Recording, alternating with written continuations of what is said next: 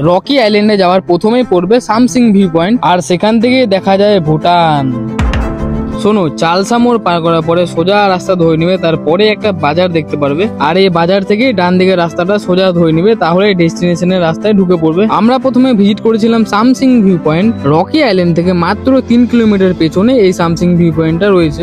এমনকি এই view point থেকে তোমরা ভুটানের পাহাড় দেখতে পারবে। লোকেশনে পৌঁছানোর আগে লোকেশনের যে রাস্তাগুলো আছে না, খুব দারুণ দেখতে একেবারে। তোমরা অবশ্যই একবার এসে ঘুরে যেতে পারো। শিলিগুড়ি থেকে বেশি নয়, 81 কিলোমিটার হবে, ঠিক আছে। আমরা 90 কিলোমিটার 8 ঘন্টার মধ্যে পুরোপুরি কমপ্লিট করেই ফেলেছিলাম। এই জার্নিটা ছিল হচ্ছে আমাদের 15 ঘন্টা, ঠিক আছে। 180 কিলোমিটার ডিস্টেন্স হয়েছিল আমাদের। আর এই জায়গাটা কিন্তু সত্যি খুব সুন্দর ছিল। গুগল ম্যাপে কিন্তু এই ব্রিজের লোকেশনটাই দেওয়া আছে। এই আইল্যান্ডের আশেপাশে যতগুলো রেস্টুরেন্ট আছে সবগুলোতেই কিন্তু ফাস্ট ফুডই পাওয়া যায়। একমাত্র একটাই হোটেল রয়েছে আমন্ত্রণ, যেখানে ভাত থেকে শুরু করে সবই পেয়ে যাবে। আরএস গ্যাং, আমি চেষ্টা করছি আরো ভালো ভালো ভিউ পয়েন্টে যাওয়ার জন্য, তোমাদেরকে লোকেশন গুলো শেয়ার করবো বলে। আবারও নতুন একটা লোকেশন নিয়ে আসছি। Tata, thank you.